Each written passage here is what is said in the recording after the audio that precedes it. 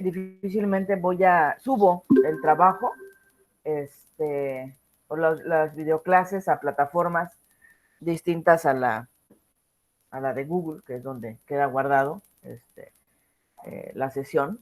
Ya solamente en casos excepcionales, cuando la solicitud está debidamente justificada, comparto el link por cierto tiempo, ¿no? ¿Por qué? Porque, bueno, pues a veces también salen temas que no son propiamente del contenido, y bueno, pues también por respeto a ustedes, ¿no? Evidencias hay que integrar y hay que ir preparando. Muy bien. Bueno, tenemos entonces en esta sala 14, conmigo 13, conmigo 14 participantes. Seguramente varios de ustedes ya se ubican. Tenemos estudiantes de primer semestre, de tercer semestre, de sexto o séptimo, yo ya me perdí, de la licenciatura. Tenemos también por ahí algún invitado. Este es un taller para principiantes, a diferencia del texto de Mara Manzano, Lógica para principiantes. Ella es una lógica de la Universidad de Sevilla, o de la Universidad de Madrid, bueno, colaboran así pero principalmente la Universidad Autónoma de Madrid y la Universidad de Sevilla y también en Salamanca.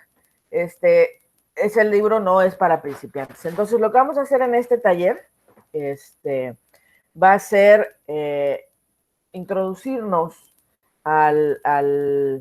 o revisar, no teórica, no es un curso, es un taller, quiere decir que va a ser práctico, ¿sí? Voy a tratar de presentar lo más diluido posible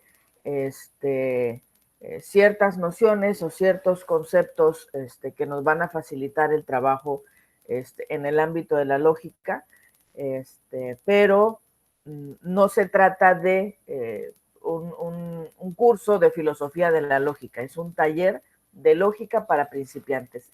Esto permite, por ejemplo, que puedan participar invitados de diversas edades, incluso jóvenes del nivel medio superior. No se dirige hacia ellos este evento, precisamente. Doctor Trejo, muy buenas tardes, gracias por acompañarnos. Buenas tardes, doctora. Nada, aquí andamos. Gracias. Porque, bueno, la lógica, el estudio de la lógica puede llegar a formar parte, y ese también es un derrotero en el campo laboral, puede llegar a formar parte en nuestro contexto de la currícula del nivel medio superior. Entonces, sin más, les agradezco enormemente que hayan atendido la convocatoria de este taller de lógica. Vamos a iniciar el día de hoy, viernes 22, y vamos a concluir después de 13 sesiones. Van a ser 13 sesiones consecutivas en su mayoría. Los temas se van a ir concatenando. Espero tener claridad metodológica para poderles ser útil en la comprensión de estos temas, porque precisamente esa es mi perspectiva, no la memorización de ciertas reglas o de ciertas formas, sino la comprensión de las formas lógicas, sobre todo pensando en la utilidad que puede llegar a tener. No se revisa la cuestión práctica o aplicada necesariamente, me refiero en un sentido teórico, sino más bien como taller vamos a hacer ejercicios y vamos a preparar la vista para identificar ciertas formas o ciertas estructuras en las que se organiza el pensamiento, sobre todo las que obedecen a las formas válidas. Y para ello vamos a iniciar desde el padre de la lógica, que es Aristóteles, hasta, digamos, la lógica de cuantificacional, no, lógica proposicional o el lenguaje de orden cero, ¿sí? Que trabaja precisamente con proposiciones y se focaliza en el estudio de los conectivos y la propiedad veritativa funcional de las proposiciones y las relaciones entre proposiciones. En fin, entonces, sin más, les repito, muchas gracias por estar. La dinámica será la siguiente. Se va a presentar. Si tienen alguna duda en el camino, no duden en prender su micrófono e interrumpirme. No hay ningún problema. Si necesitamos regresar, nos regresamos. Si sienten que vamos muy rápido, por favor háganme saber, va muy rápido, y nos regresamos.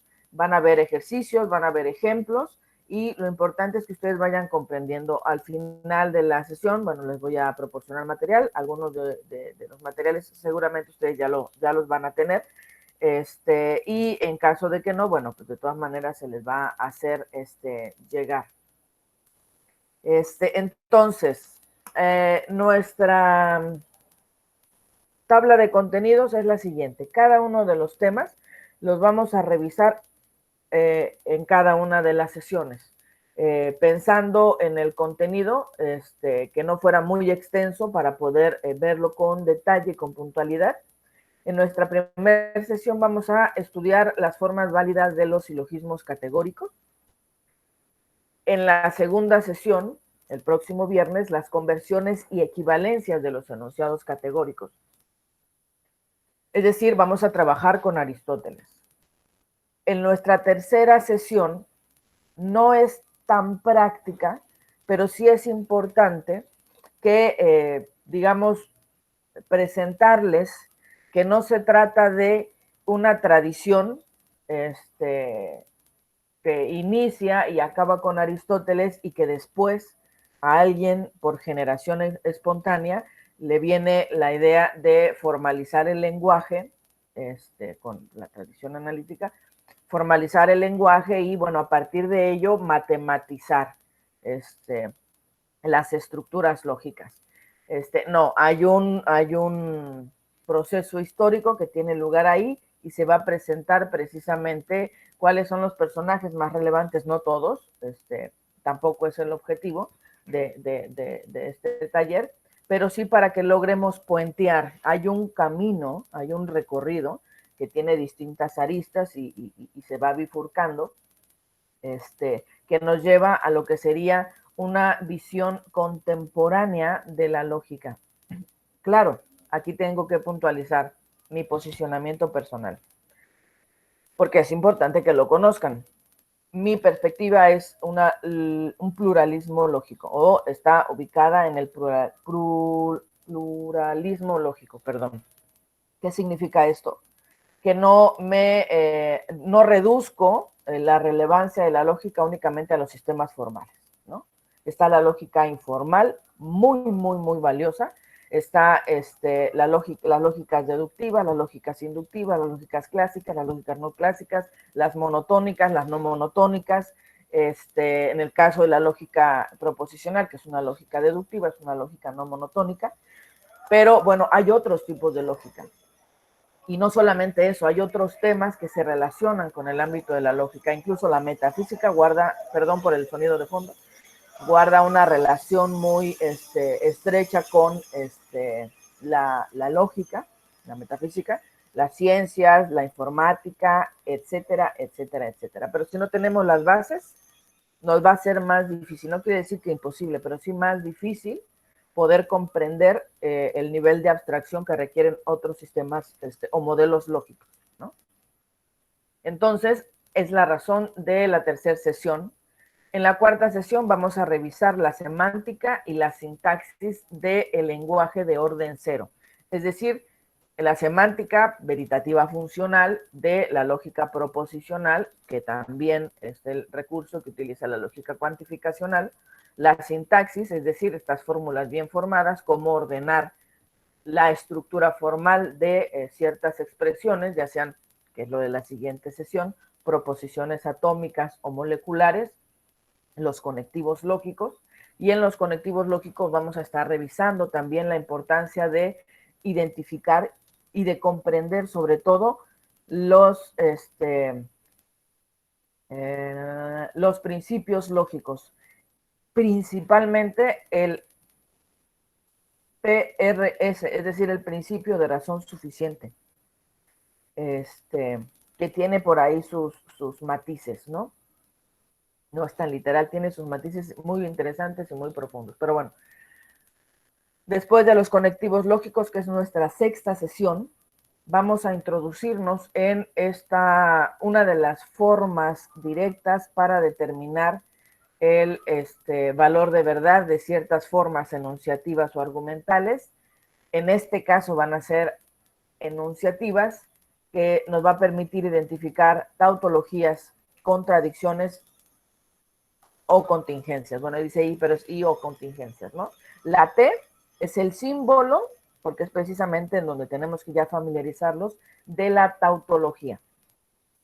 La T mayúscula. La T invertida sería el símbolo de la contradicción, y bueno, ahí estaría la contingencia, por ahí debe de tener su símbolo, pero para no incluir tantos. En la sesión número 8 vamos a trabajar con formas argumentales. Ya esto va a ser abstracción pura. Vamos a trabajar solo con formas, ¿no? Vamos a empezar a entrenar nuestro ojito, nuestra mirada, nuestra vista para identificar las formas argumentales. Claro que esto nos va a servir también cuando estemos revisando textos, ¿no? En algún momento no forma parte del taller, ¿no? Cuando estemos revisando textos, bueno, tenemos que aprender a identificar en dónde están estos formas argumentales, estas ideas principales, ¿no? Estas afirmaciones. Vamos a identificar también lo que serían las formas argumentales específicas y las instancias de sustitución. Bueno, ahí dice instancias de sustitución. Esas son puras abreviaturas, ¿no? Una forma argumental específica y una instancia de sustitución tienen sus variaciones, sus distinciones, a partir de, digamos, la forma que están representando y que podemos ir identificando a partir de los conectivos principales, ¿no? Eso lo vamos a ir viendo más adelante. Vamos a ver también esta prueba directa, pero ya de la validez de la forma argumental. Es decir, vamos a hacer uso de tablas de verdad de una manera distinta para determinar la validez de la forma argumental. Y a partir de ello, vamos a identificar las formas argumentales válidas. ¿Por qué? Porque las formas argumentales válidas van a ser tipos de argumentos, ¿no? O son tipos de argumentos que de los cuales se demuestra su validez, y a partir de los que surgen estas que conocemos como las reglas de inferencia. Las reglas de inferencia sirven o las empleamos para demostrar la validez de formas argumentales que cuentan con más de 3 o 4 variables proposicionales. Ya veremos cuando estudiemos las tablas de verdad a qué va esto, ¿no? O a qué me refiero. Cuando una tabla de verdad está integrada por más de 3 variables proposicionales, el emplearla resulta muy tedioso, a menos que hagamos uso de formas indirectas como reducciones. Pero eso será tema de otro taller, ¿no? En este caso, las formas argumentales válidas que vamos a conocer o a identificar con el nombre de reglas de inferencia nos van a permitir realizar pruebas directas a ciertas formas argumentales para determinar si son válidas o no son válidas. Es decir, si la conclusión se sigue de sus premisas con necesidad lógica o no. Lo vamos a ir viendo más adelante, ¿sí? Bueno, están 2 sesiones, la 11 y la 12, donde presentamos las reglas de inferencia. Están simplificadas, bueno, están las siglas de los nombres y como en la última sesión realizar demostraciones, ¿no? Claro, vamos no a entrar de golpe, sino poco a poco, ¿no? Vamos a ir entrando en estos temas. Bien, en nuestra primera sesión vamos a estudiar las formas válidas de los silogismos categóricos. Al final de la sesión, si no lo tienen, pero si sí, de todas maneras se los voy a pasar, o lo voy a cargar en la invitación de Google Calendario para que puedan descargarlo en cualquier momento. Va a ser un archivo que van a tener a disposición. Esta herramienta es un material para practicar o introducirnos también a la silogística y al estudio del cuadro de oposición aristotélico, hasta las conversiones, equivalencias de enunciados categóricos de forma estándar. Bien, entonces, vamos a continuar. Los tratados de lógica que desarrolla Aristóteles y que se intitulan el Organon, ya lo vemos nosotros cuando presentamos en las primeras sesiones la asignatura de lógicas y decimos, ¿no? O les expongo, hay una definición clásica diagonal antigua, de lo que sería la lógica, que es un instrumento de conocer, el órganon. Eso es lo que significa el término órgano. No significa o no se traduce literalmente como tratados de lógica, ¿no? Órgano es instrumento del conocer, no episteme, es decir, no conocimiento en sí mismo. Es decir, para la lógica aristotélica, el estudio de las formas de razonar o de la forma adecuada de razonar, que sería la forma silogística, va a resultar en un instrumento que le va a permitir al filósofo conocer, no generar conocimiento, sino darle una estructura válida a aquello que está, de lo que está discurriendo, ¿no? Entonces, a diferencia de sus antecesores, el estagirita, es decir, Aristóteles, se preocupó por construir una teoría que diera cuenta de la calidad de los argumentos, es decir, una teoría que permite diferenciar los argumentos correctos de los que no lo son, ¿no? Diferenciar los argumentos correctos de los que no lo son. Y los que no lo son van a ser los expresados por los sofistas.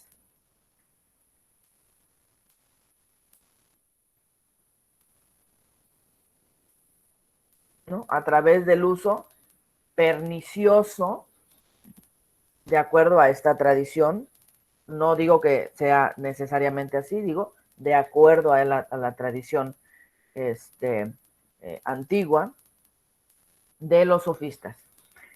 En este sentido, Aristóteles es el primero en proporcionarnos criterios que nos permiten evaluarlos, los argumentos, y esto lo hace por 2 procedimientos. Antes de abordar los procedimientos, en los tratados de lógica de Aristóteles vamos a encontrar 6 libros. ¿De acuerdo?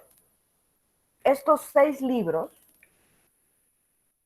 van a estar divididos en una presentación que va de lo más elemental a lo más amplio, El primer libro es el libro sobre las categorías. En este libro, Aristóteles lo que va a hacer es estudiar aquello que se predica del ser.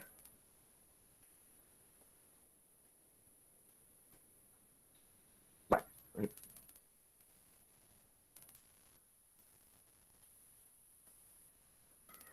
las categorías. También las presenta en su libro de la filosofía primera o metafísica, como parte de sus textos esotéricos. Recupera y va conectando todas sus obras. El libro segundo, que es el libro sobre los tópicos, constituye un manual sobre dialéctica, cómo discutir en público.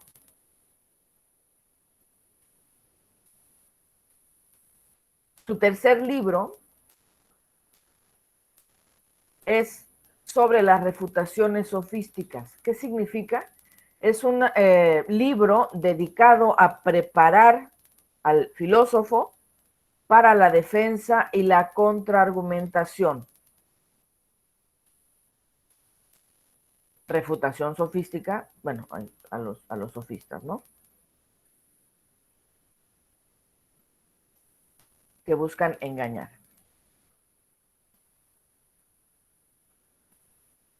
Voy a hacer aquí un pequeño paréntesis, poniendo un asterisco. La representación social de los sofistas no favorece a estos luego de que fueran fuertemente criticados por no buscar al conocimiento, ¿no? Bueno, a la verdad. Y quedaron relegados como ¿sí? Individuos perniciosos con intenciones malévolas, y la historia nos los hace llegar así. Pero no necesariamente es así, ¿sale? Hay que estar un poquito más abiertos respecto a cómo recibimos también juicios de forma acrítica, y no reconocer que, por ejemplo, si el sofista es un individuo que cobra por enseñar, pues su servidora es la primera que se podría autodenominar sofista en ese sentido, ¿no? Es decir, aprendamos también o veamos la posibilidad de eliminar el sentido peyorativo del término sofista. Pero bueno, me regreso, cierro mi paréntesis y me regreso. El cuarto libro es el libro sobre la interpretación. En la edición de Gredos, de la Biblioteca Clásica, se encuentra ya en el segundo tomo. Este libro sobre la interpretación, en este libro, Aristóteles hace un estudio de los enunciados. ¿Sí? Cómo deben de construirse los enunciados. Sujeto, predicado. Enunciados categóricos.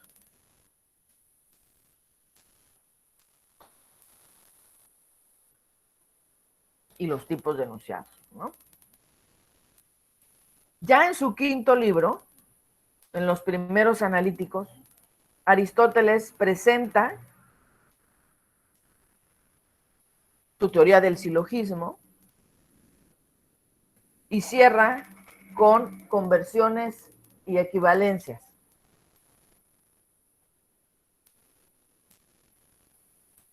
El último libro, los analíticos segundos o segundos analíticos, varía de acuerdo a la traducción. En el caso de Gredos es analíticos segundos. Presenta su teoría de la demostración. Demostrar qué. Y esto es con lo que me quedo, la validez.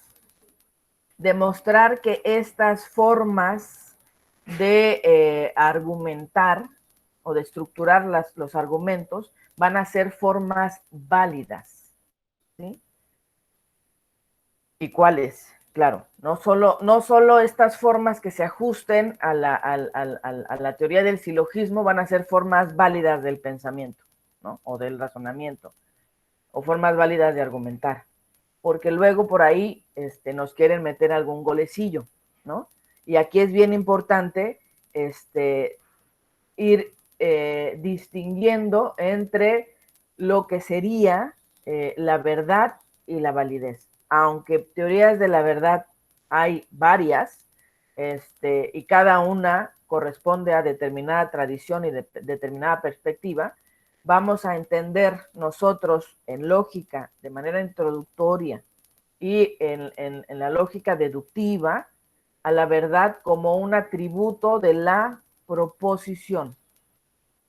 Es decir, siguiendo el principio del tercero excluso, una proposición, esto es una afirmación, puede ser o no ser el caso. Cuando es el caso, se va a decir que es una afirmación o una proposición verdadera, con un valor de verdad verdadero. Cuando no sea el caso, bueno, vamos a decir que es una afirmación o una proposición con un valor de verdad falso o no verdadero, ¿no? En ese sentido son equivalentes estas dos expresiones. No verdad a la falsedad. Pero la validez va a ser una propiedad o un atributo del argumento. Determinar que un argumento sea verdadero no es tarea del lógico ni del filósofo. Eso es tarea de las ciencias experimentales. Pero determinar la validez del argumento o de la forma argumental sí es tarea del lógico. ¿Sí? Y la validez supone el principio de necesidad y la noción de consecuencia lógica. ¿Sí? Es decir, que la conclusión se siga de las premisas. En términos de consecuencia lógica, que se siga de, ¿no?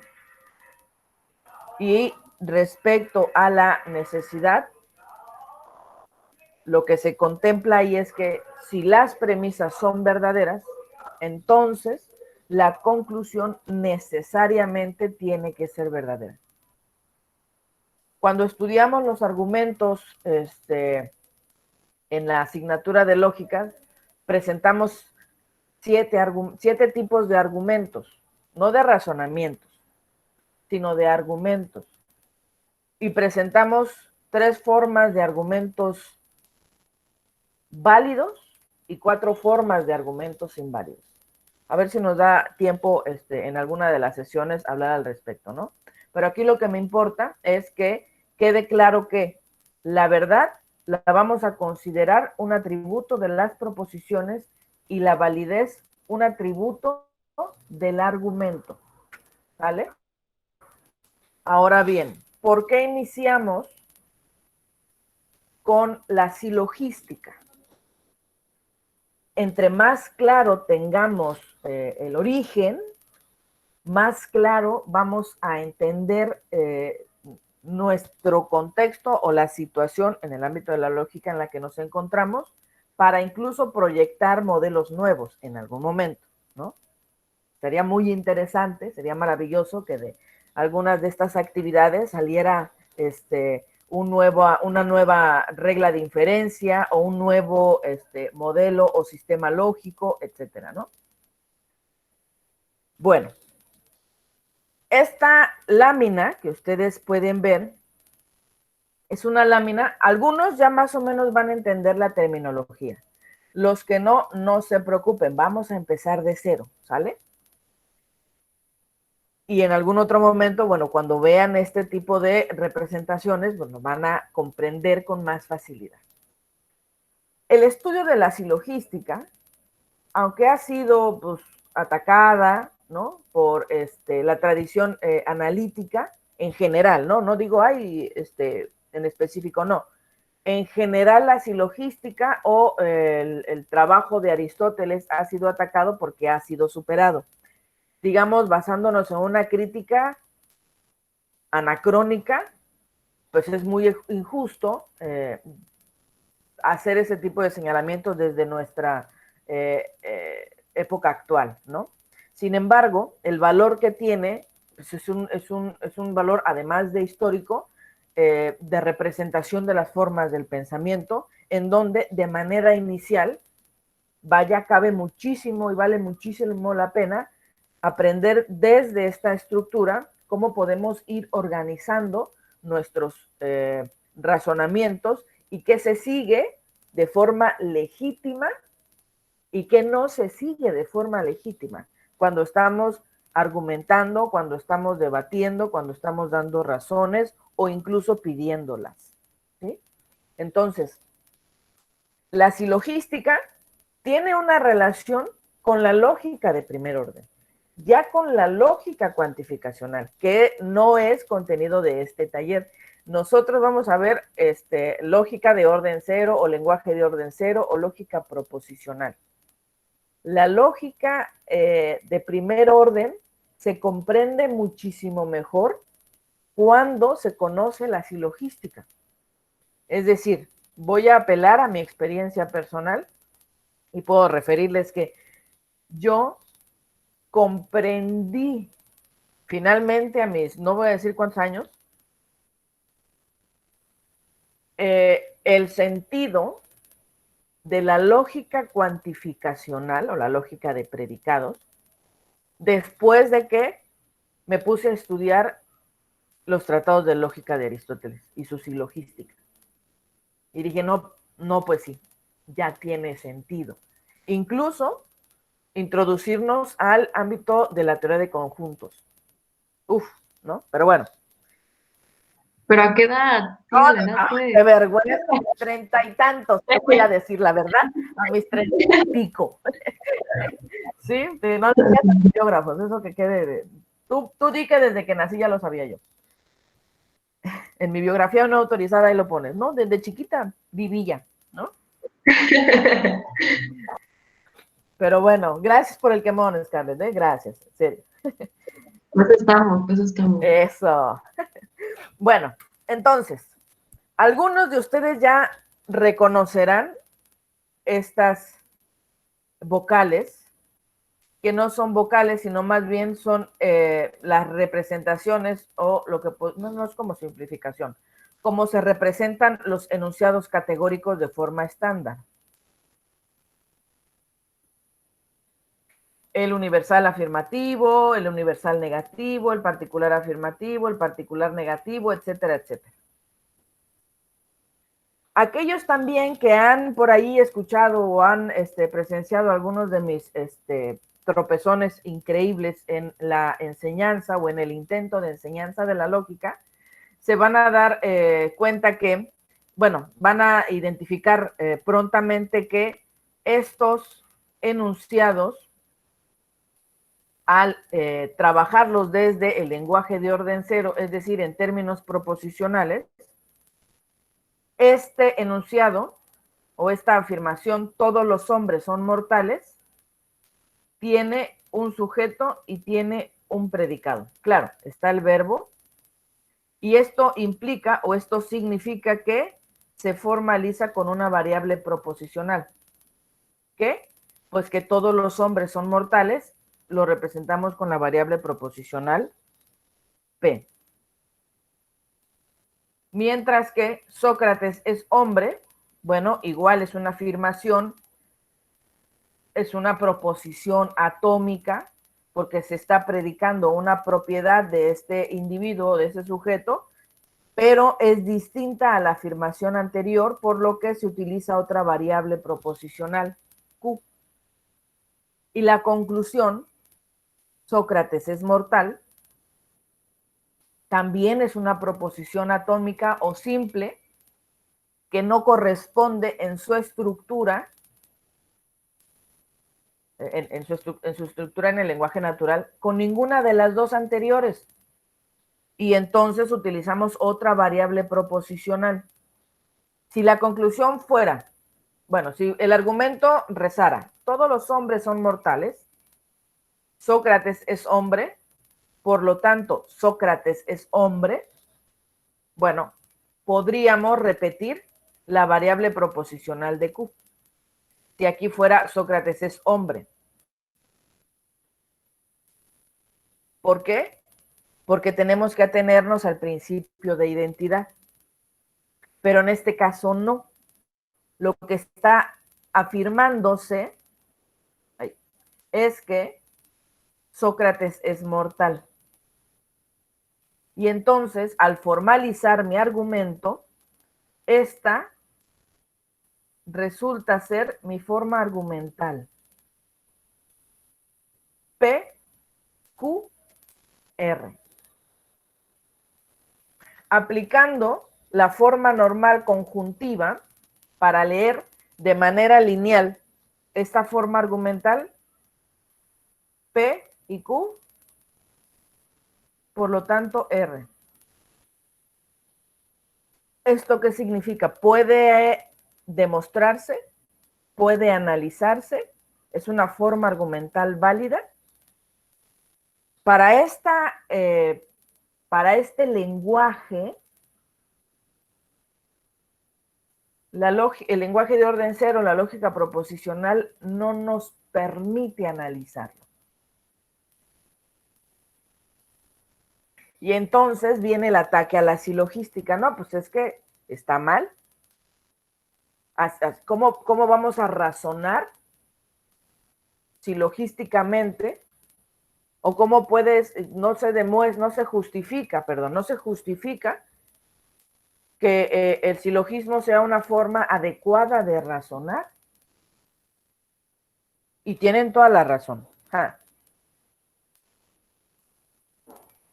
Pero ¿qué está, digamos, incorrecto? ¿La forma del razonamiento o el instrumento para evaluar esa forma de razonamiento? Perfecto, el instrumento. Igual la historia de la ciencia nos ha puesto muchísimos ejemplos al respecto. El instrumento. Y entonces aparece la lógica de primer orden, o también conocida como lógica de predicados, o cuantificacional. ¿Por qué de predicados? Bueno, porque estudia las relaciones sujeto-predicado. Cuantificacional, bueno, porque utiliza los cuantificadores universal y existencial. Ya no se centra en los conectivos como la proposicional, que es la que vamos a estudiar. Lo único que quiero es que vean, digamos, que no nos podemos dar el lujo de ser prejuiciosos, ¿no? Que más bien, cuando no estemos de acuerdo, indaguemos.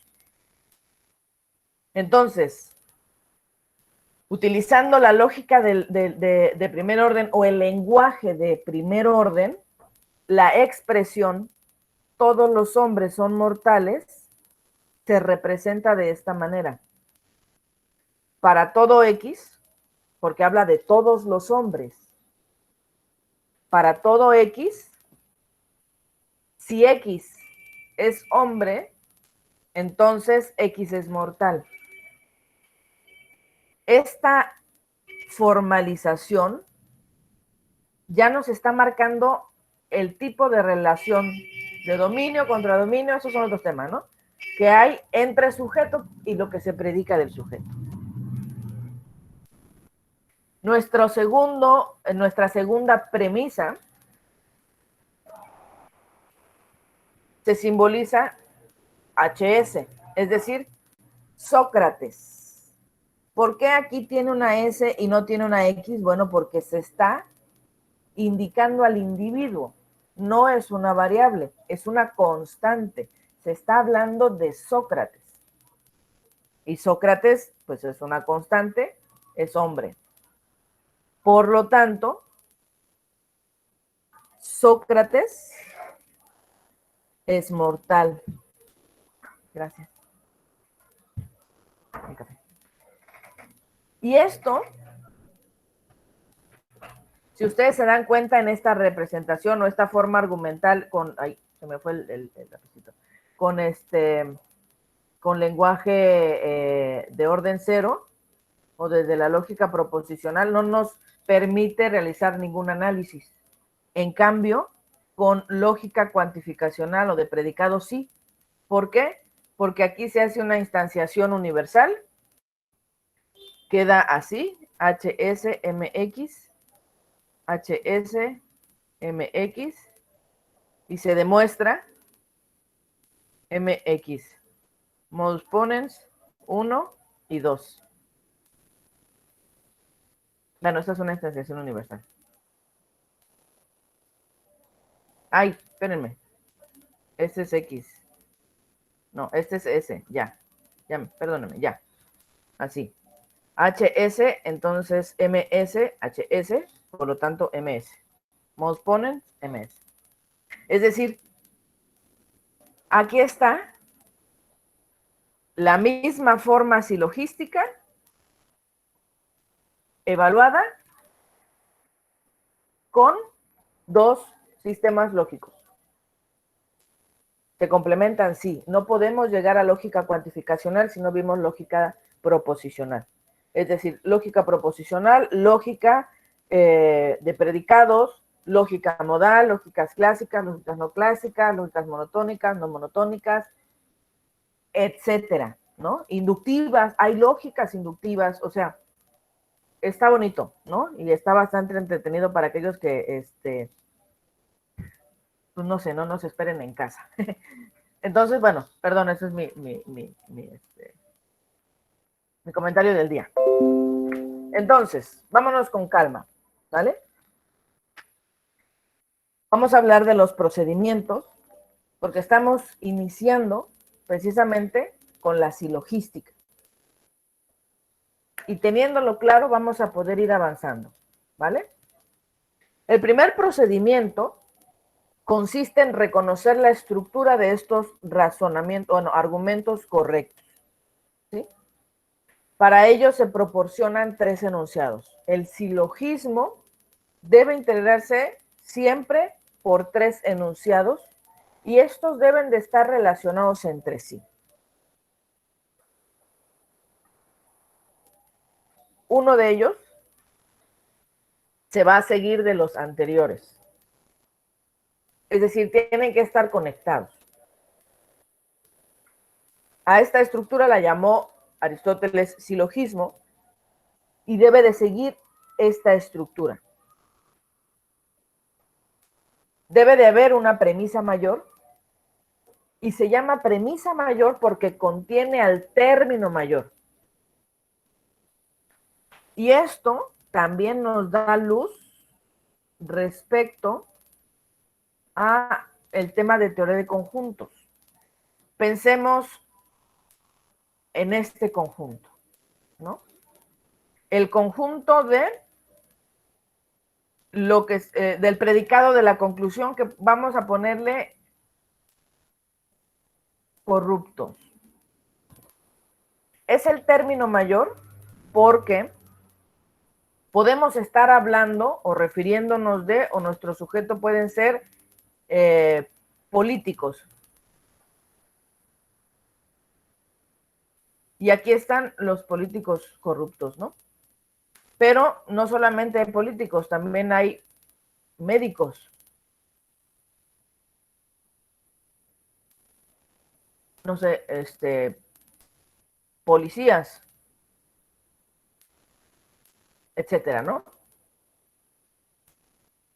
El término mayor es este que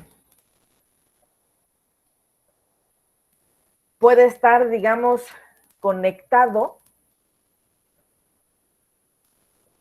Es decir, aquí hay una unión, acá hay otra unión, aquí puede haber una pertenencia o una implicación, no sé. El término mayor va a ser el predicado de la conclusión, porque es el más amplio. En cambio, la siguiente premisa tiene que ser la premisa menor. será menor porque va a contener al sujeto de la conclusión, que será el término menor. Esto quiere decir que cuando hablamos de premisa mayor, no estamos hablando en un sentido de equivalencia al término mayor. Lo implica, lo contiene, pero no es equivalente. Por ejemplo, en las preguntas de los exámenes que luego tenemos así como por diversión, cuando pregunto cuál es la estructura del silogismo y contestan término mayor, término menor, por lo regular luego se representa con la M mayúscula para el mayor, M minúscula para el menor y término medio. Está mal, porque la estructura es premisa mayor, premisa menor, que no es equivalente al término menor.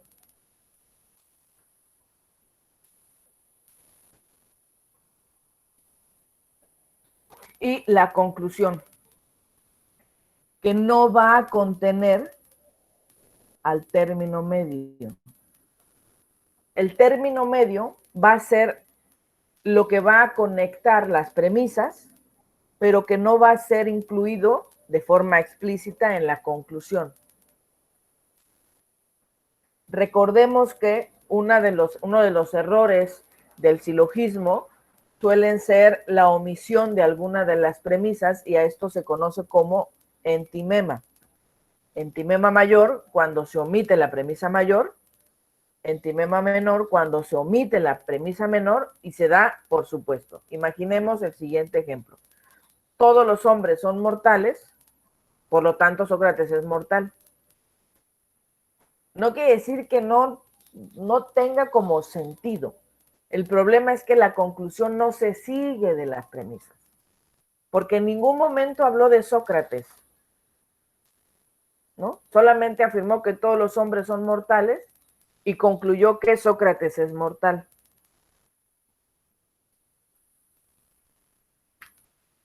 Segundo procedimiento. Bueno, ya identificamos la estructura. Primer procedimiento, reconocer la estructura. Este es nuestro primer procedimiento. ¿De acuerdo? Sí, gracias. Nuestro segundo procedimiento va a ser identificar los enunciados que componen los silogismos.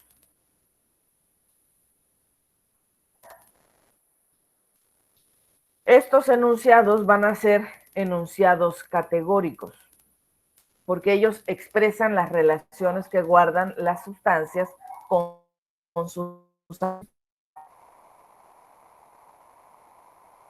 Están constituidos de términos que pueden ser aplicados a individuos. Así, en todos los hombres son mortales, tanto hombre como mortales pueden predicarse de un conjunto de cosas, ¿no? Esto quiere decir que un término no siempre va a tener la propiedad sustantiva o predicativa, ¿no? Sino va a cambiar su función dentro del enunciado dependiendo del uso que se haga de este. Y es en donde hay que tener cuidado. Bueno, los enunciados categóricos que nosotros reconocemos de forma estándar, que identifica Aristóteles, son 4. El enunciado universal afirmativo, que se simboliza con A, y afirma que todo S es P. S es cualquier término, P cualquier término. todo S es P,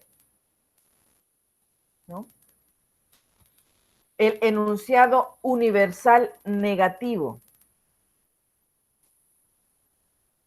Ningún S es P. Del conjunto de S, ningún elemento de ese conjunto tiene la propiedad P o puede predicársele P.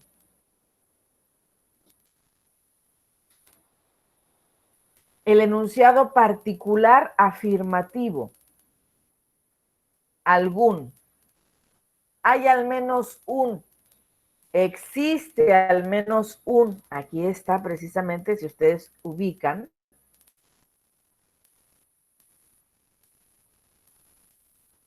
esta propiedad cuantificacional, ¿no? Que se ve en la lógica de predicados. Ya está ahí en Aristóteles. Y el valor de la silogística aristotélica, sobre todo hoy en día, es un valor de orden didáctico, ¿no? El 14 de este mes fue el Día Internacional, bueno, Día Mundial de la Lógica, y hubieron algunos eventos, por ahí tengo el dato, no lo anoté porque siempre he sido mala y seré mala para los nombres, de un investigador, que su trabajo precisamente se dedicó, ya está grande el señor, a defender precisamente la tesis del valor didáctico de la silogística aristotélica. Algún S es P.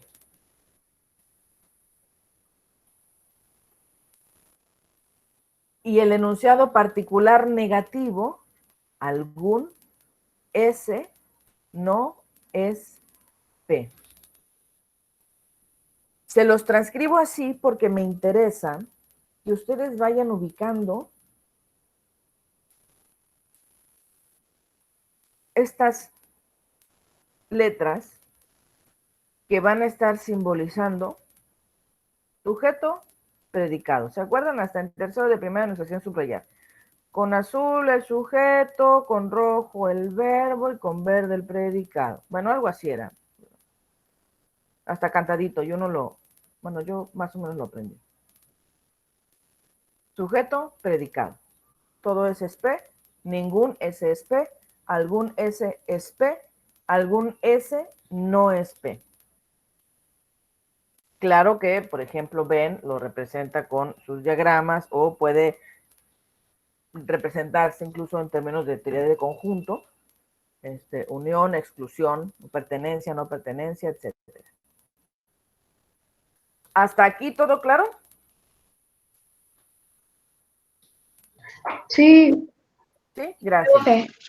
Gracias. Bueno, sí. Ahora, gracias. Ahora vamos a presentar las figuras válidas. Doctora Diana. Dígame. Dígame, Bueno, creo que por ahí André levantó nada más para precisar, ya hace un ratito hablaba un poco de la diferencia entre razonamiento y argumento. ¿Cuál sería esa diferencia? Parto del hecho de que en un inicio, así para empezar, tenía yo un poco la idea de que razonamiento, argumento e inferencia de manera inicial se pueden tomar como equivalentes, pero me llamó la atención que establecía la diferencia entre argumento y razonamiento, creo. Perfecto. Es una muy, muy buena pregunta, Doc. Estas cuestiones también las comentamos en clase y vamos a presentarlo. Ok, tenemos tiempo, creo. Bien. Razonamiento. Por razonamiento vamos a entender estos procesos de pensamiento, ¿no? De manera introductoria, yo también, por ejemplo, apelo a tomar como sinónimos términos que van a variar dependiendo de la tradición, la perspectiva, el autor, incluso hasta la época, ¿no? En este sentido, razonamiento como proceso de pensamiento pueden haber varios. Tenemos al razonamiento inductivo, al razonamiento deductivo, al razonamiento abductivo o retrodeductivo o creativo, de acuerdo a, por ejemplo, no sé, estaba leyendo algo hace poquito sobre abducción y semántica de juegos. Razonamiento analógico, razonamiento estratégico, razonamiento, bueno, hay otros tipos de razonamiento, ¿no? El razonamiento se puede tomar como una inferencia cuando ésta no viene acompañada de una conclusión. Y el ejemplo que yo suelo usar es, ¿no les ha pasado que de repente están pensando en, no sé, si me levanto temprano, entonces tengo más tiempo para estudiar o leer? Y terminan pensando en las garnachas que se cenaron hace 15 días y luego se detienen y dicen, ay, ¿cómo llegué acá? ¿No? Si mi primer pensamiento fue y se fue conectando y concatenando con otros y terminas pensando en las garnachas que te cenaste hace 15 días, ¿no? Ese sería un proceso inferencial, un conjunto o un grupo de afirmaciones que se van como conectando unas con otras. Pero a diferencia de un argumento, la inferencia no tiene una conclusión, no está sosteniendo nada, no está intentando dar razones de nada, no hay una tesis, digamos, como central. El argumento tiene necesariamente que tener una conclusión. Los dos, inferencia y argumento, es un tipo de razonamiento, ¿no? Forman parte de los razonamientos. Pero la diferencia entre una inferencia y un argumento como tal es la presencia de la conclusión. Y entonces, la lógica, principalmente la lógica deductiva, va a tener como objeto de estudio los razonamientos deductivos. No sé si vio un poquito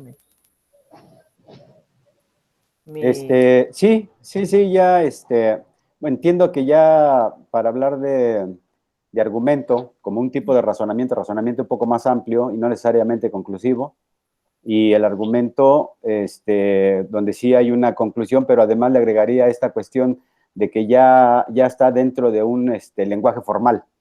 No necesariamente. No necesariamente. Bueno. La teoría de la argumentación precisamente estudia las distintas formas de argumentar en distintos contextos, los recursos lingüísticos, las consideraciones internas y externas del auditorio, etcétera, etcétera, etcétera. Ya, sale, pues gracias. No, ¿de qué? Gracias, Doc. André, ¿ibas a preguntar algo? Adelante. Sí, espero no salirme mucho el tema, pero se me hace relevante. Ahorita en lo que nos acaba de explicar de estos 4 tipos de enunciados,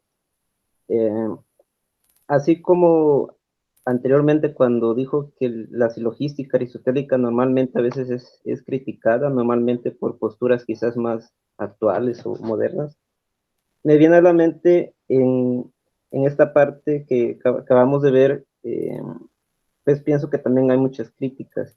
Me gustaría así, de manera muy breve, si podría comentar algo al respecto, creo que en filosofía del lenguaje o en la misma lógica, los filósofos analíticos en ocasiones critican que, por ejemplo, el lenguaje o la argumentación, pues es muy amplia y hay diversas formas de argumentar donde el lenguaje no siempre se va a ajustar a esos 4 tipos de juicios. Por lo cual, digamos que podríamos concluir que es una forma limitada de categorizar los juicios. Y no sé si tiene que ver un ejemplo, si yo digo, en esos 4 ejemplos, ¿dónde cabría el enunciado o la forma? La mayoría de ese no es P, por ejemplo. O sea, utilizando esos términos, la mayoría o algunos, o sea, como ejemplo de que quizás no abarca toda la extensión del lenguaje, esa categorización. No sé si me di a entender. Ujú. O sea, Sí, como que... bien. Como crítica, más bien la tomaría como una observación, no tanto como crítica. Para poderlo presentar como crítica habría que realizar un análisis, o debía de haber, no sé, expuesto un análisis que describiera, digamos, a detalle estas funciones. Y dos, el cuidado, por ejemplo, en el uso de los términos. Ya cuando te refieres a los enunciados categóricos como juicios, ya estás mezclando, por ejemplo, a Kant con, con Aristóteles, ¿no? Y está bien en el sentido del esfuerzo, ¿no? No es adecuado, no es correcto, precisamente porque, pues, digamos, sinteticémoslo o simplifiquémoslo como una apelación indebida. Pero bien, ¿cómo, cómo no sostener o cómo no aceptar la observación de las restricciones que suponen estos únicos y exclusivos 4 tipos de enunciados, cuando hay otros universos de discurso a los cuales podemos apelar? Por ejemplo, el de necesidad o el de posibilidad. Y eso, estimado André, es objeto de estudio de la lógica modal, por ejemplo, ¿no? La lógica modal utiliza cuantificadores existenciales y de necesidad precisamente para evaluar ciertas formas en las que se expresan algunas ideas. Entonces, ¿a qué me refiero? Me refiero a que, de acuerdo al lenguaje y al nivel de análisis, se han desarrollado ciertos modelos lógicos que permiten determinar si estas estructuras son válidas o no son válidas. En el caso de la silogística, lo que hace Aristóteles es tratar de cuidar qué tipo de expresiones son las correctas o serían las lícitas para evitar incurrir en estos errores de razonamiento, bueno, que no serían errores de razonamiento a la usanza de las falacias, que son las que estudiamos más en la época contemporánea, estos errores de razonamiento o estas que suelen tener los sofistas, ¿no? Por eso también en su tratado tiene un libro dedicado a las refutaciones sofísticas, ¿no? O de los sofistas, ¿no? Se me fue la palabra. Sí, sobre las refutaciones sofísticas, ¿no? Y entonces lo que hace es restringir el uso del lenguaje a ciertas formas que resulten lícitas para presentar un argumento que sea válido. Ojo, lo dije al principio, más por su forma que por su contenido, ¿no? La filosofía del lenguaje va a utilizar también ciertos recursos, incluso hasta tradiciones cognitivas para precisamente apuntar respecto a su objeto de estudio, pero en este sentido, bueno, la tradición analítica como tal, digamos, al menos en lo que me ha tocado presenciar en ciertas actividades académicas, ha abierto sus fronteras, ¿sí? Y me refiero a ha abierto sus fronteras en el sentido en el que es más bien el pluralismo lógico del que les hablé antes, la perspectiva más actual respecto al estudio del pensamiento, de sus formas, ¿sí? Y de cómo éstas guardan una relación de consecuencia cuando se trata de argumentar. Sí, sí, gracias. Pues yo quería exponer ese prejuicio mío y sí, esto que menciona de la lógica modal, o sea, era como que lo que quizás desconocía, o tenía como que una intuición de que pues hay nuevos avances, pero pues no. Nada más quería como que exponer eso y a usted ahorita pues abonó mucho. Gracias. No, gracias a ti, André, no te preocupes. Bien, vamos a seguir. Entonces, esto que tienen ustedes aquí enfrente son las figuras válidas de los silogismos categóricos.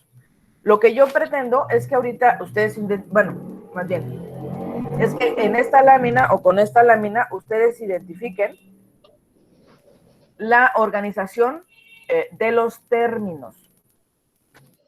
La figura se refiere a la organización. Ay, espérenme. Es que no me sale igual. Acá está. Organización de los términos. ¿Sí? Es decir, si ustedes recuerdan, aquí yo les marqué, les encerré sujeto, predicado. Aquí está S, aquí está P. Aquí está S, aquí está P. Aquí está P, aquí está S, aquí está P, aquí está S. ¿Qué significa? Significa que la S es el sujeto, la P es el predicado y la M sería nuestro término medio. Es decir, nuestra premisa 1,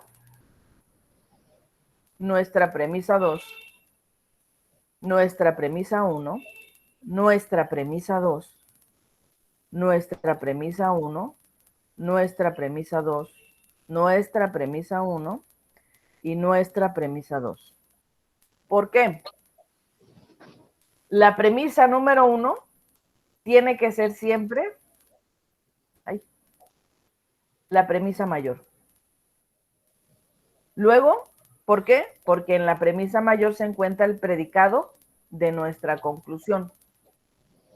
Luego, la premisa menor y la conclusión. Si la premisa mayor pudiera estar en la segunda línea o fuera nuestra premisa mayor, bueno, este número de figuras se duplicaría, ¿no? 4 a la 2. 4 figuras a la 2. Y eso ya no es válido. Las únicas figuras válidas son estas 4. ¿Por qué solamente tienen, digamos, 3 enunciados cuando se nos dijo que tienen que, tienen 2 enunciados cuando se nos dijo que tienen que tener 3 enunciados? Bueno, porque la conclusión siempre es SP, invariablemente sujeto predicado. Entonces, economía del lenguaje y de tinta, o de esfuerzo, ¿no? Entonces, la primera figura, ojo, la primera figura va a tener esta estructura. Nuestro término medio, el predicado de nuestra conclusión va a ser el predicado de del primer enunciado. El sujeto de mi segundo enunciado es el sujeto de mi conclusión y el término medio es el predicado de mi segundo enunciado. Los términos medios no pasan, pero son los que conectan una premisa con otra. Aquí los términos medios están como predicados de ambos enunciados y aquí están como sujetos de ambos enunciados.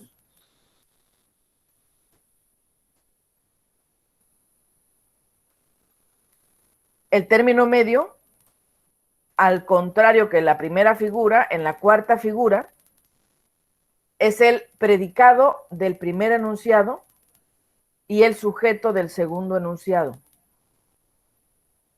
Si observan los términos medios que marqué, o que taché, bueno, es que no taché, más bien, sí, marqué, subrayé, bueno, le puse la línea, se van a dar cuenta que las direccionalidades son distintas. Si yo identifico 4 enunciados, a ver, espérame, eso viene ahí.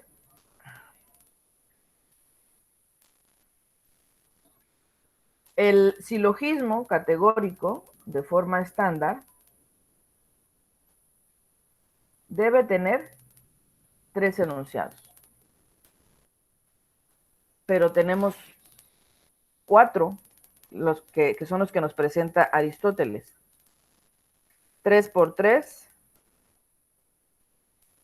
9. Por 3, 27. Por 3, 81. A ver.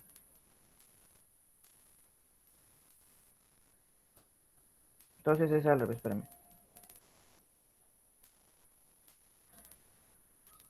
4 por 3 es igual a 36. Este no le dan caso.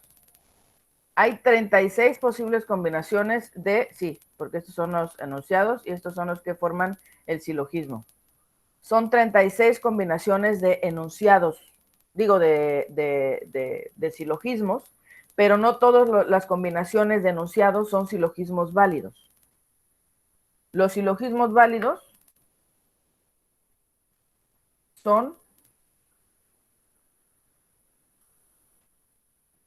15. ¿15? Sí.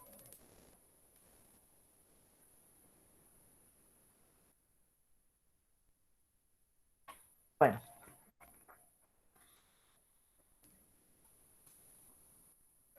Enunciados categóricos. Déjenme ver cuánto me falta. De forma estándar. Ahí vamos, ahí vamos.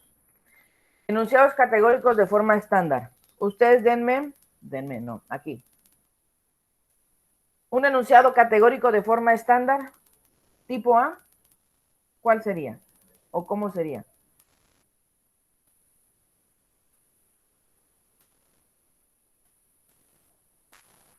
Muy bien. Todos, Ajá, dime. todos los gatos maullan. Ok. Así, ¿verdad? Sí. Sí. Sí. Sí, creo, sí. Muy bien. Su expresión universal negativo sería. Todos. Ninguno. Ah, Ajá. sí.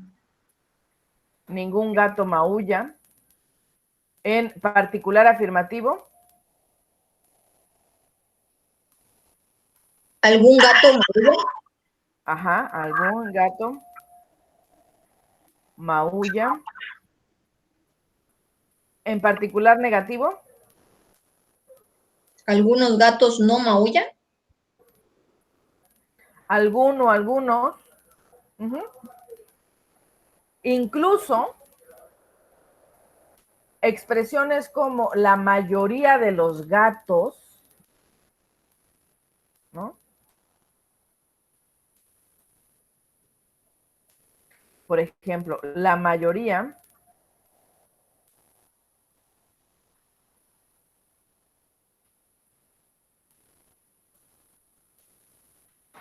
de los gatos no maullan, utilizando uno de los ejemplos de Andrei, también sería un enunciado tipo O.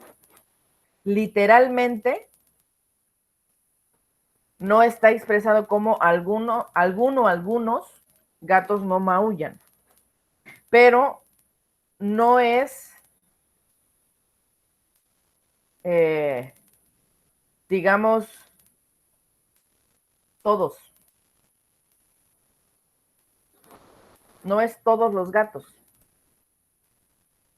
Pueden ser la mayoría, pero con uno que no maulle, bueno, ya no puede afirmar que todos, ¿no? Estos enunciados no son tan, no es tan complicado, digamos, como comprenderlo, A, E, I, O, universal afirmativo, universal negativo, particular afirmativo, particular negativo, ¿no? Esos son los enunciados categóricos de forma estándar. Claro, hay otros enunciados o afirmaciones. Una afirmación hipotética sería...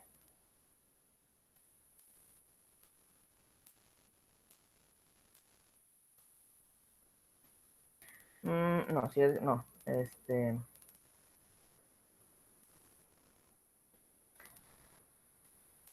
ay, creí que le había puesto borrador. Ahora, pues.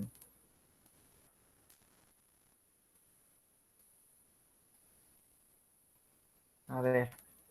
Es un enunciado no categórico, sino hipotético.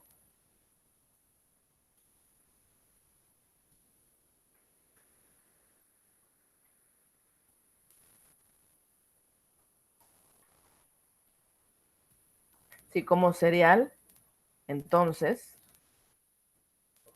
comeré carne, no sé, ¿no? Pero obviamente estos no forman parte del objeto de la silogística. Solo ciertas formas de representar los pensamientos que garanticen, ¿no? En este sentido, acuérdense, tenemos 4 figuras. La figura número 1, la figura número 2, la figura número 3 y la figura número 4. Y tenemos estas formas, ¿no? Figura se refiere al orden de los términos. Y la forma se referirá a los enunciados que la componen y su ordenamiento, no sé si así se dice. Es que no quería volver a poner estructura.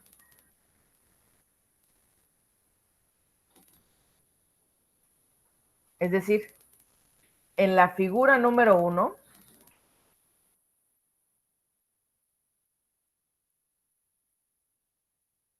MP, SM, las formas válidas, 64 posibles combinaciones menos 15, estamos hablando de 49, ¿va? 49 formas de silogismo inválido y 15 formas de silogismos válidos.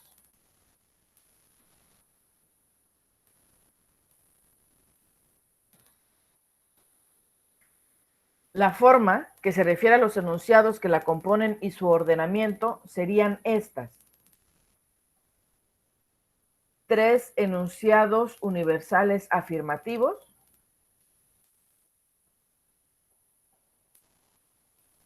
ordenados de acuerdo a la figura número 1.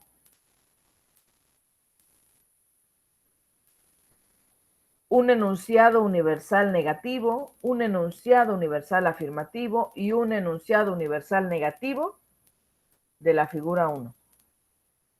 Un enunciado universal afirmativo, un enunciado universal, particular afirmativo y un enunciado particular afirmativo de la figura 1.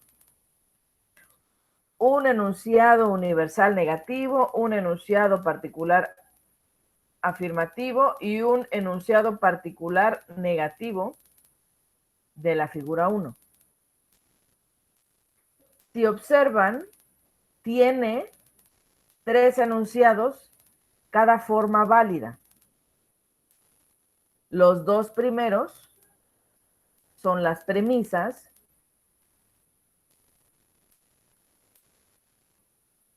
y el tercero es la conclusión.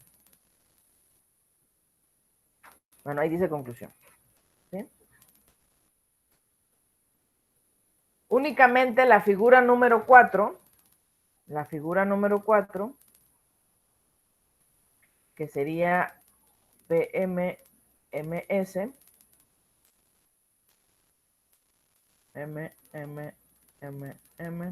P, S, P, tiene solo 3 formas válidas. Utiliza Aristóteles un recurso mnemotécnico para poder memorizar estas formas válidas, nombrando o nombrándolas, ¿no? Bárbara, por ejemplo, que pertenece a la figura 1, me marca los enunciados categóricos que componen ese silogismo. Celaren, bueno, este no, perdón, me emocioné poniendo rayitas. Darí, Ferio, ¿por qué? Porque van a haber enunciados que tengan los mismos, bueno, van a haber formas válidas de silogismos categóricos que tengan los mismos enunciados en el mismo orden. Ferio, ferizón, fresizón, festino, ¿no? Y que sean formas válidas, pero que van a variar por la figura a la que pertenezcan o a la que se tenga que hacer corresponder la estructura de ese argumento.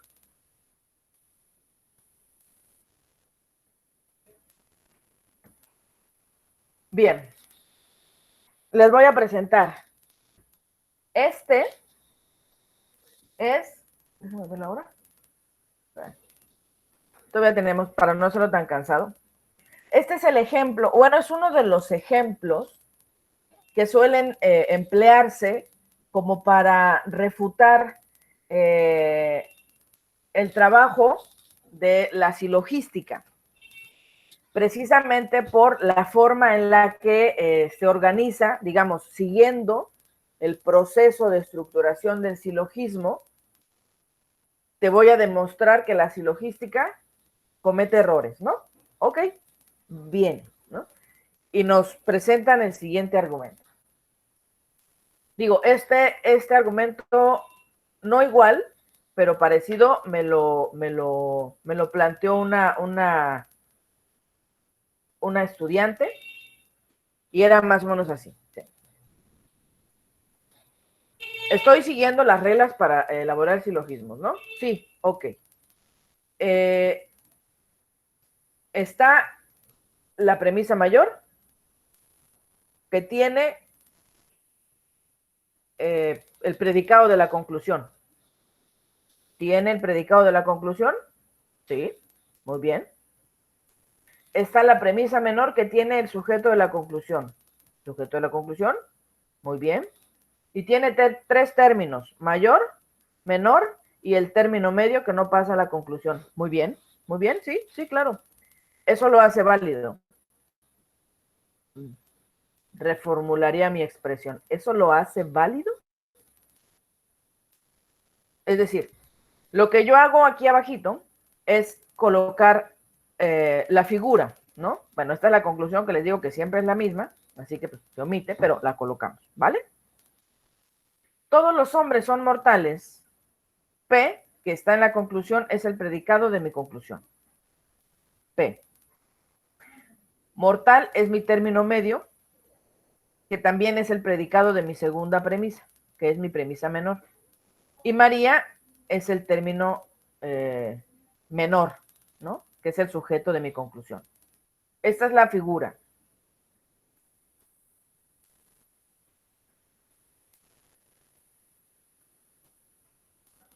Lo que dice el silogismo en el lenguaje natural, pensemos que no vemos la figura, veamos el lenguaje natural.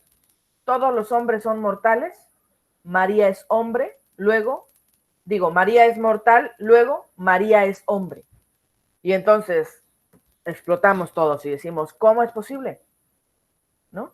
O sea, sí se puede apreciar que la conclusión se sigue de las premisas, ¿no? Pero ¿es lícita esta conclusión? Eso sería lo que tendríamos que preguntarnos. Eso es lo que se pregunta Aristóteles. ¿Es lícito concluir esto? Y nosotros podríamos hacer un pequeño análisis al respecto. ¿Sí? Cuando afirma que María es hombre, ¿en qué sentido lo está afirmando? ¿Como género? ¿Como sexo biológico? Digo, como género socialmente construido relacionado con la masculinidad, como sexo biológico, como género humano, ¿como qué? ¿No? Y aquí entran precisamente las vicisitudes del lenguaje natural, la ambigüedad, la oscuridad, ¿no? La indeterminación, la vaguedad, etcétera. Y entonces, claro, los lógicos, analíticos, podríamos decir, ¿no? No. Y damos la vuelta a la página y seguimos. Pero tenemos que detenernos precisamente a hacer un análisis para poder tener elementos críticos que nos permitan sostener también nuestra propia tesis respecto a que si está bien o está mal, ¿no? Pensando en ese sentido. ¿Qué es lo que sucede aquí? En el lenguaje natural nos parece una evidente como contradicción, ¿no? Pero si empezamos a representar la estructura, para Aristóteles no existe la simbolización o la formalización, si empezamos a representar esta estructura, la figura que nosotros tenemos, o la que tiene este silogismo, es la figura número 2. Y los enunciados que lo componen, universal afirmativo, particular afirmativo y particular afirmativo, son A y I. Tengo dos formas válidas que empiezan con A, pero no tengo ninguna a la que le siga la I, y menos a la que le siga la I. ¿Qué quiere decir?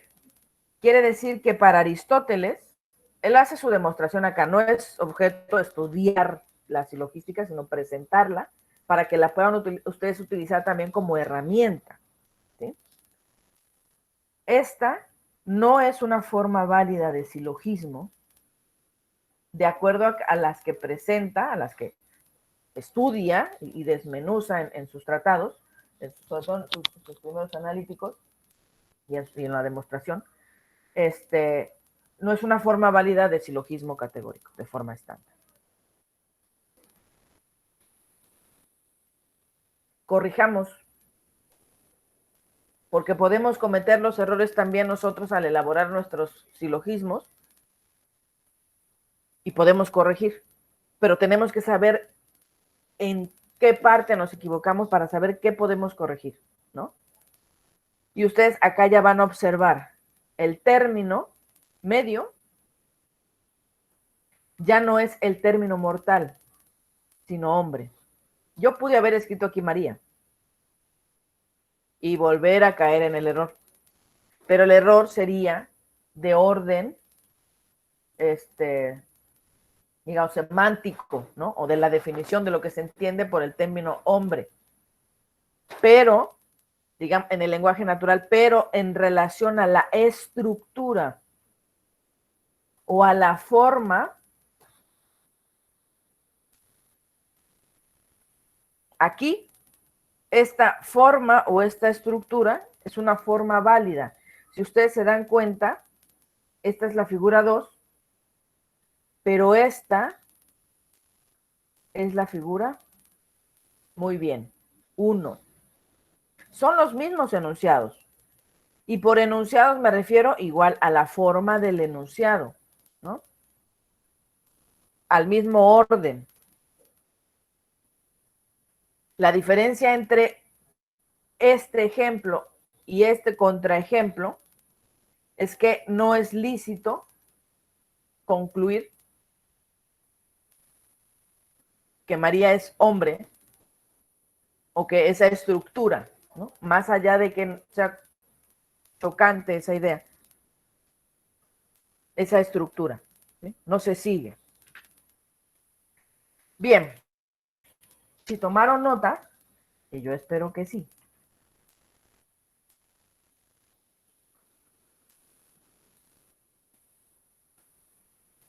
Practiquemos.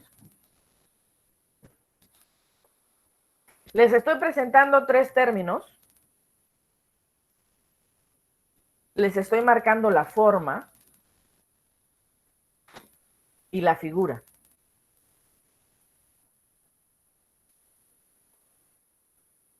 Ustedes tienen que elaborar el silogismo categórico de forma estándar.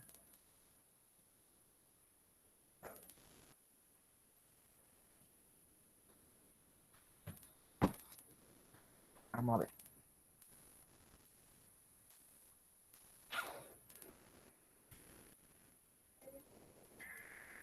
Todos los Alpes. Ah, no, es B. Ya empecé yo aquí equivocándome, qué vergüenza. Qué vergüenza, por Dios. No me pasa nada. Es una E. Es un, universal negativo. Ningún cuervo, pues es que ya no le puedo poner que ningún Alpes es blanco, ¿va? Ningún cuervo es blanco.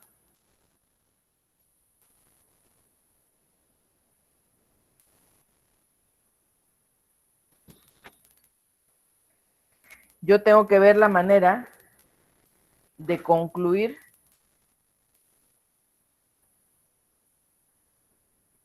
con ningún. ¿Ok? Muy bien. Todos los Alpes. No, porque es figuran 2. A ver, otra vez. Es lo que lo hace divertidito. Espérenme. La figura número 2. No, acá lo voy a poner. Es es PM, SM, ¿verdad?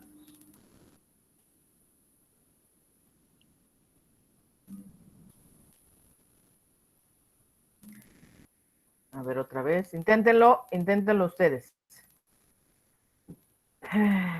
Ok, ningún. Sí, claro. Y es que hasta es coherente. Todos los Alpes. Ajá.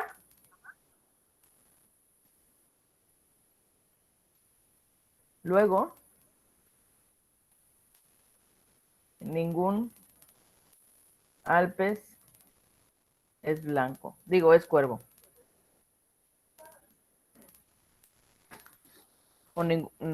Bueno, está medio chistosa la sintaxis, pero se entiende, ¿no?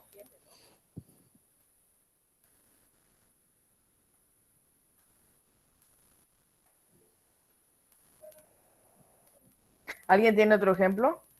Bueno, no podría tener otro ejemplo, ¿verdad? Porque sería la única forma de construirlo. Pero pueden utilizar otros términos. Pensemos en otros términos como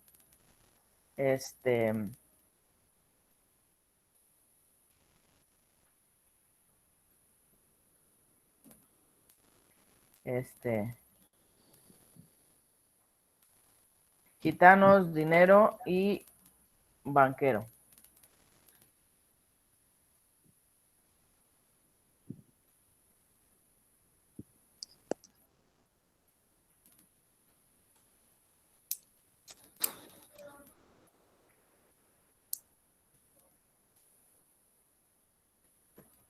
Lo que a mí me interesa que observen, sobre todo del ejercicio, es que este ejercicio supone el tomarnos el tiempo precisamente para identificar de qué manera tenemos que estructurar nuestros enunciados, para ajustarnos a ciertas formas, ¿no? Y pensemos en lo siguiente, cuando en el protocolo de investigación les dicen, coloca aquí tu objetivo principal o el objetivo general de tu investigación y redactan 8 cuartillas diciendo por qué el autor les gusta mucho, lo que están haciendo es precisamente no ajustarse a la forma en la que tienen que construir, ¿no?, cierta expresión o dar cierta información solicitada. Ningún cuervo es blanco, es un enunciado tipo E, todos los Alpes son blancos, es un enunciado tipo A. Luego, ningún Alpes es cuervo, es un enunciado tipo E.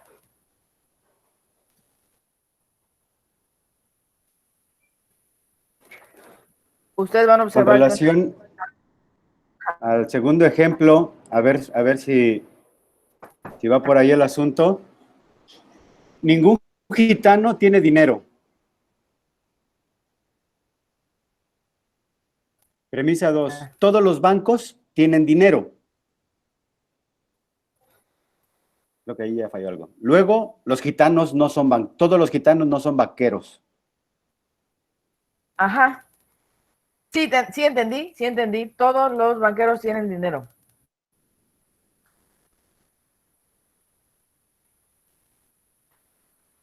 Primero, ningún gitano tiene dinero, utilizando Ajá. los términos. Segundo, Ajá. todos los banqueros tienen dinero. Ajá.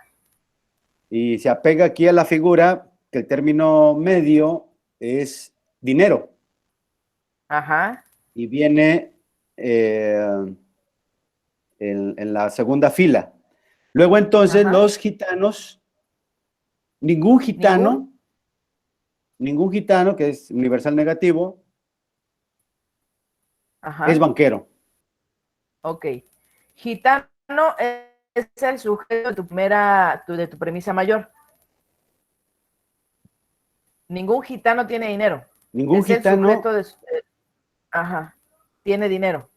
Gitano es el tiene... sujeto de la premisa mayor, de la primer premisa, ¿verdad? Sí, porque el término medio tiene que pasar a la conclusión, ¿no? Sí, claro. No, el término medio no pasa a la conclusión. Estás muy bien ahí. Lo único que quiero marcar es que está invertido, Ya. ¿no? Es decir, aquí lo que hay que concluir que, por ejemplo, si gitano, a ver, voy a utilizar otro colorcito. Sí se ve mi lámina, ¿va? Y mi letra horrible, ¿qué le voy a hacer? Ningún banquero es gitano. Gitano No sé, sería...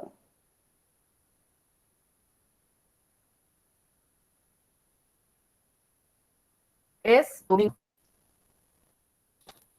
Exacto. apegándonos A eso que... las indicaciones anteriores. Ajá. Justo así. Excelente, doctor. Muy bien. ¿Alguien que quiera, pero con este otro ejemplo?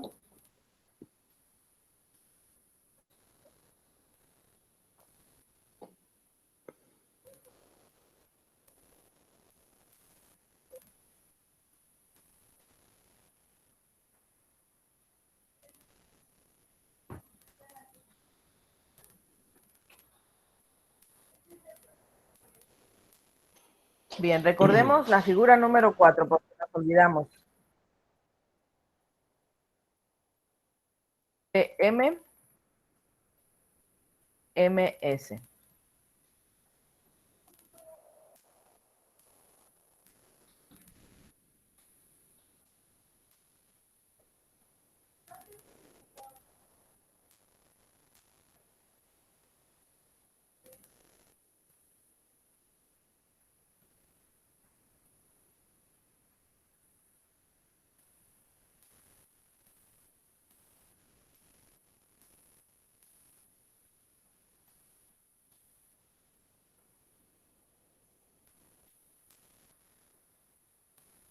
¿Alguien que quiera animarse a poner su ejemplo?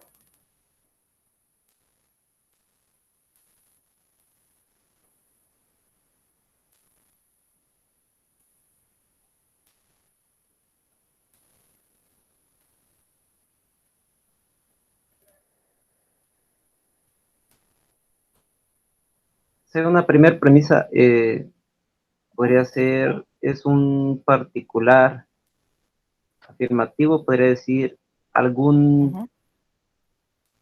político es corrupto. Muy bien. Sería una primera. Y la segunda podría ser, eh, todos los gobernantes son políticos.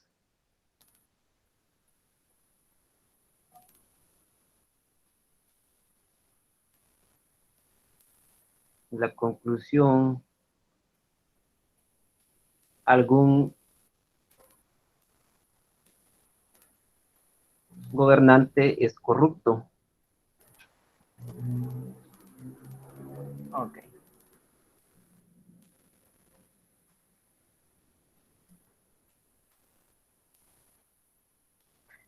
Muy bien. Ahora vamos a analizar el silogismo. Tenemos un enunciado particular afirmativo, universal afirmativo y particular afirmativo. I, A, I. La forma, muy bien. Ahora vamos a La estudiar forma, la figura. la figura creo que no es. Exactamente, ya te diste cuenta. eh, Habría que cambiarlos. A ver. Muy bien.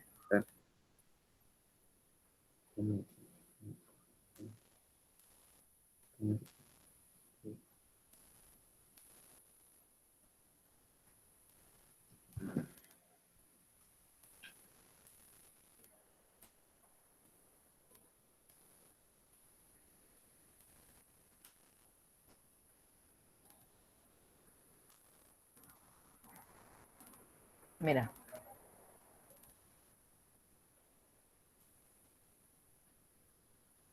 Una manera de arreglarlo sería, precisamente, esto te permitiría, por ejemplo, concluir que algún gobernante es político. Ay, pero nos genera ruido, ¿no? Como que algún gobernante es político. Pero en el lenguaje natural, bueno, vamos a hacer otros ajustes. Es decir, se ve sencillón, sencillongo, facilongo, y con práctica, claro que se vuelve súper sencillo, pero precisamente para eso son los ejercicios.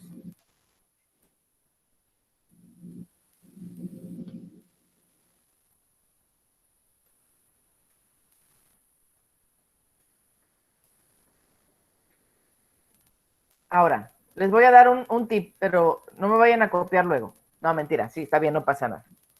Cuando nosotros argumentamos, para estudiar el argumento, comenzamos analizando sus premisas para ver si estas apoyan o dan soporte a la conclusión, ¿no? Pero cuando nosotros argumentamos, lo estamos haciendo respecto de una conclusión o respecto de una tesis.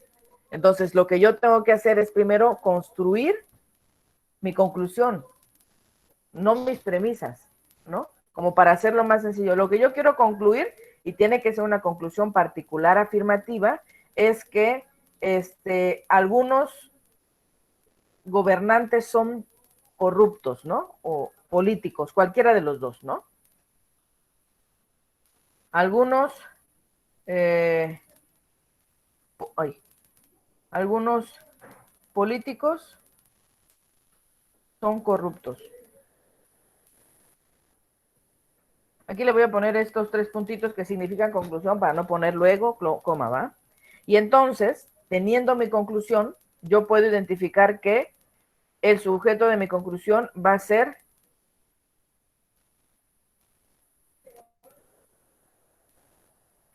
el predicado de mi premisa menor, mientras que el predicado de mi conclusión va a ser el sujeto de mi premisa mayor.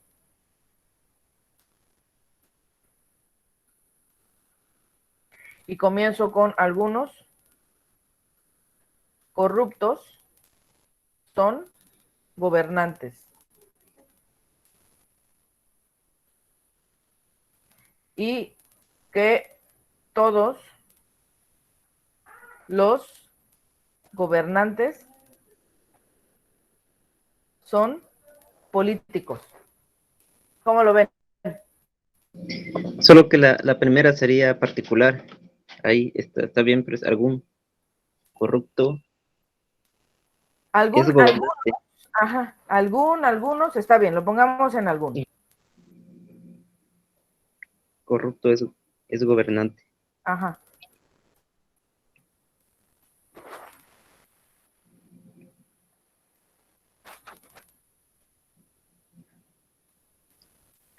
Y aquí, por ejemplo, también podríamos, algún político es corrupto. Sí, así. ¿Vale? Pero se dieron cuenta que iniciando por construir la conclusión, fue mucho más sencillo, vaya, apelaría hasta a la noción de, fue más intuitivo, más natural, construir las razones, porque finalmente nuestras premisas son precisamente las razones que damos para sostener la conclusión. ¿Quién se anima con este último? Ya es el último, los prometo.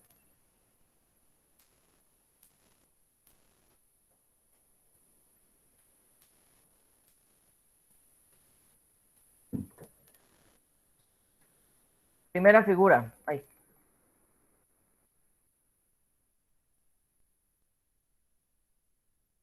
MP. Ahí. Es ahí. Todos los filósofos son sabios. Eso estuvo bueno. Ajá. La sabiduría es placentera o causa Ajá. placer.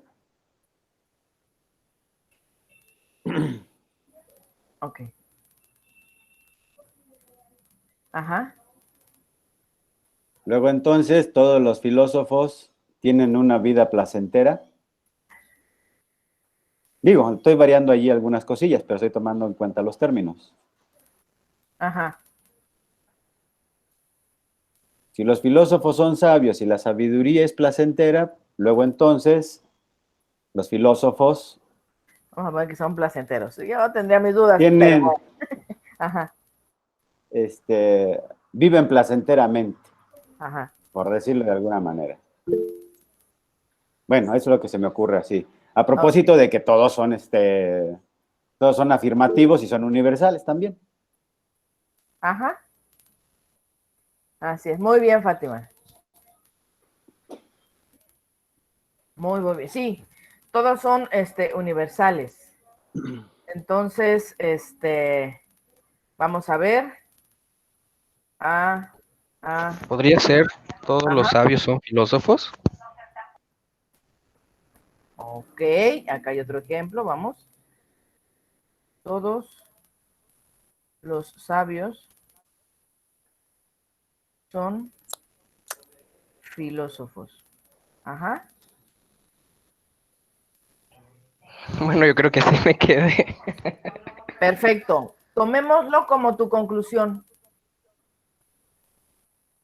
¿Sale? Ok, Entonces, sabios sería tu sujeto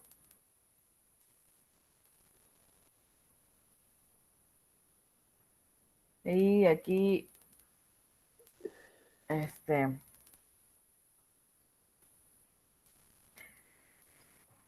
todo placer es medio chistoso construirlo, ¿va? Pero digamos filosófico.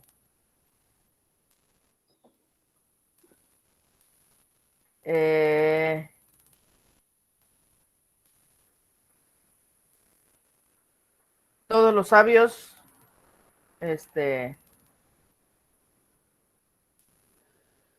bueno, habría un verbo, pues, no ser, sino más bien, por ejemplo, generan, producen, etcétera, ¿no? Todos los filósofos son placer, ¿no? Luego, todos los sabios son filósofos. Y aquí está muy bien este ejemplo para cambiar este término, ¿no? Ok. Porque es un verbo. Y eso lo complica, ¿no?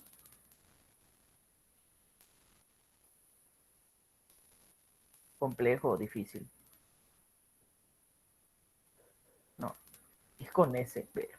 Bueno, vamos a dejarle hasta aquí. Este es el último ejemplo, pero con este vamos a iniciar nuestra siguiente sesión. Voy a pasarles, les digo ahí en su invitación que tienen, si aceptaron la invitación, automáticamente Google Calendario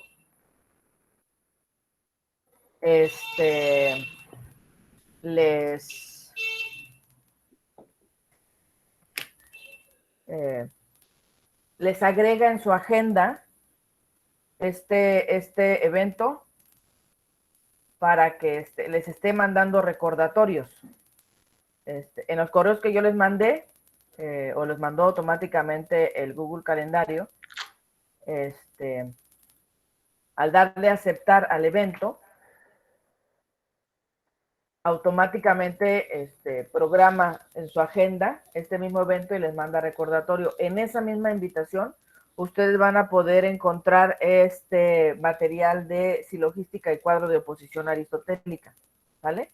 Para que si tienen tiempo, le den una revisada. Seguramente tiene por ahí algunas hartas áreas de oportunidad y cosas que pueden ser mejoradas, pero que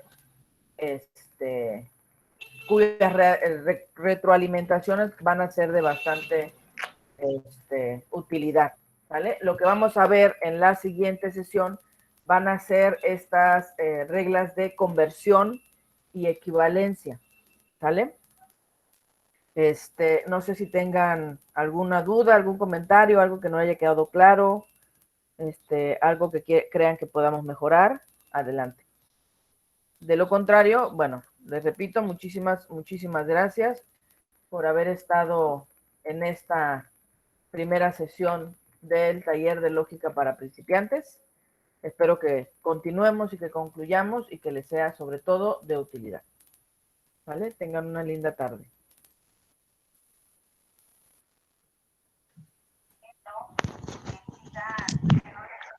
Hasta luego, Doc. Hasta luego, hasta luego. Gracias, hasta luego. Gracias a ustedes. Adiós, doctora. Gracias, doctora, hasta luego. Adiós, Gracias, adiós. doctora. Hasta luego. Hasta luego, doctor. Hasta luego, Héctor. Dale, gracias. Hasta luego, doctora. Luego. Adiós, Rodrigo.